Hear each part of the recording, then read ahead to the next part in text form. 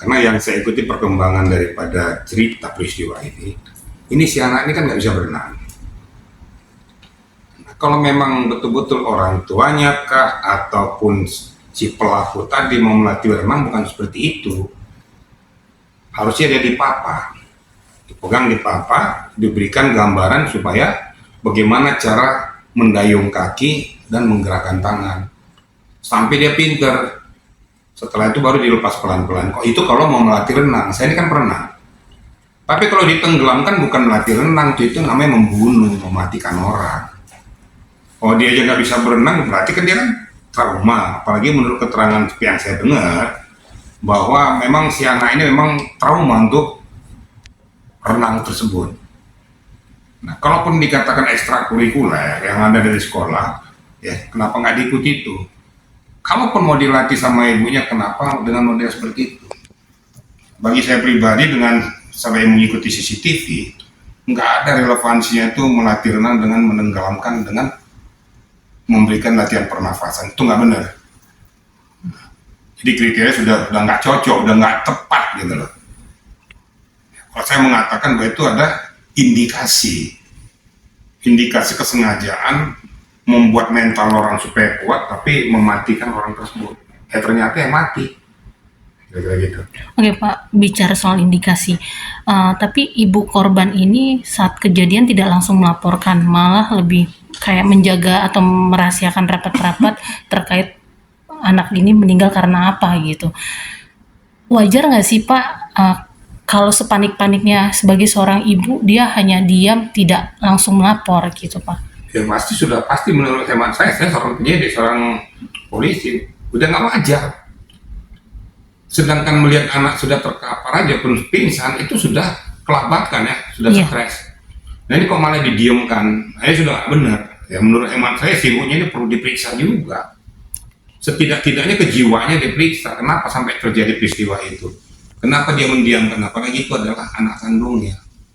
Jadi nggak cocok, nggak layak dengan komposisinya sebagai ibu, kemudian mendiamkan permasalahan ini karena tidak enak. Loh, ini kan sudah nyawa. Nyawa nggak dilaporkan kepada pihak yang berwajib, kepada pihak kepolisian, itu sama dengan kita juga mendiamkan, ikut melanggengkan peristiwa itu terjadi. Ya, soal bekas gigitan sama bekas pukulan waktu ekshumasi tuh katanya ditemukan. Katanya emang ibunya tuh gigitin sama mukulin pas tahu anak yang meninggal. Ya, untuk mendapatkan memastikan respon. untuk memastikan bahwa kayak bener nggak nih ibaratnya anak ini masih sadar atau bisa mendapatkan respon kembali gitu. Cara Jadi itu benar. ibunya itu melakukan sebuah Tindakan tindakan gigitin kayak badannya. gigitan dan dicubitin gitu. Itu waktu Wajar dia nggak sih? ekshumasi Cocok. ketahuan. Digigit diapain, kalau bukan itu tindakannya itu sebenarnya secara medis kok. Emang tindakannya dia mengetahui tentang melakukan tindakan-tindakan itu enggak juga kan nggak mengubah peristiwa itu. Ya sekarang kalau orang tenggelam itu kan berarti air penuh di paru-paru. Ya kok digigit gimana caranya? Kata biar sadar. Nggak cocok, gimana mau sadar orang dia sudah tenggelam, sudah kemasukan air di relung paru-parunya, itu yang harus dikeluarkan. Jadi nggak cocok lagi gitu. Tapi melihat peristiwa itu juga saya sudah mengamati dengan tidak dilaporkannya kepada pihak yang berwajib, itu sudah suatu kesalahan fatal. Ada indikasi, saya nggak mau menunjuk pada permasalahan, ada indikasi membiarkan peristiwa itu, apakah itu perasaan tidak enak dengan pacarnya atau bagaimana, tapi ini nyawa manusia. Nyawa manusia harus dilindungi. Menurut hemat saya ya, itu ya si ibunya juga perlu diperiksa kejiwaannya. Ya kalau menurut hukum dengan seperti kayak gitu ya dia turut serta. Dia kena 5556, dia kena. Pelaku utamanya si laki-laki ini, dia ikut mendiamkan peristiwa itu pun sudah kena, dia 5556 turut serta. Pak, terkait dengan kabarnya kan bahwa si ibu korban ini, Tamara, mendapatkan intimidasi dari pihak keluarga pelaku, yang mana katanya diduga keluarga si pelaku ini punya backingan.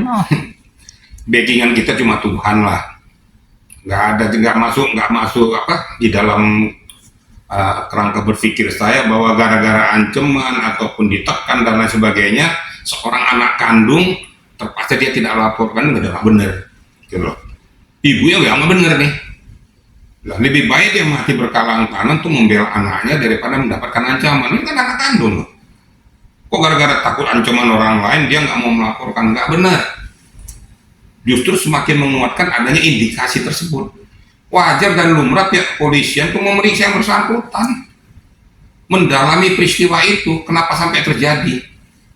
Apakah itu unsur kesengajaan, apakah itu kelalaian, tapi udah jelas pasti salah si ibunya.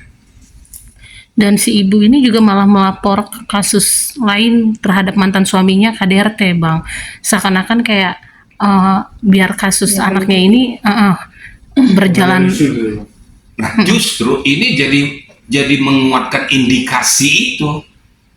Kan si orang tuanya kan sudah menyatakan bahwa dia menuntut supaya ditegakkan hukum terhadap anaknya ini. Betul. Lah kok malah si ibunya ini melaporkan KDRT-nya? Kenapa nggak dulu dilaporkan? Kenapa baru sekarang? Terus ada bukti-buktinya nggak, visualnya?